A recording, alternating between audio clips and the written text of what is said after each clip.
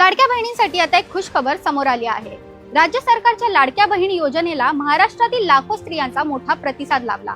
या योजनेमुळे आज लाखो महिला थोड्या प्रमाणात का होईना आत्मनिर्भर बनल्या आहेत, आपले छोटे मोठे व्यवसाय सुरू केले आहेत। महिलांच्या आर्थिक सक्षमीकरणासाठी लाडकी बहीण योजनेअंतर्गत 9% व्याज दराने कर्ज दिलं जात होतं, पण आता एक नवा निर्णय घेण्यात आला आहे। आता लाडक्या बहिणींना 0% व्याज दराने 1 लाख रुपयांपर्यंत कर्ज मिळू शकतं। मुंबई बँकेकडून हे कर्ज दिलं जाणार असल्याची माहिती मुंबई बँकेचे अध्यक्ष प्रवीण दरेकर यांनी दिली। शासनाच्या 4 महामंडळातील विविध योजनांमधून कर्जावर सवलत देण्यात येणार आहे। पर्यटक महामंडळाची आई योजनेसह अण्णासाहेब आर्थिक विकास महामंडळ, भटक्या विमुक्तांसाठीचं महामंडळ आणि ओबीसी महामंडळाच्या योजनांमधून व्याजाचा परतावा महिलांना दिला जातो। ज्या लाभार्थी महिला या योजनेत बसत असतील त्या महिलांना 0% व्याज दरात कर्ज उपलब्ध होऊ शकतं। व्याजाचा परतावा संबंधित महामंडळाकडून मिळवण्याचा प्रयत्न असणार आहे, असं प्रवीण दरेकर यांनी सांगितलं आहे।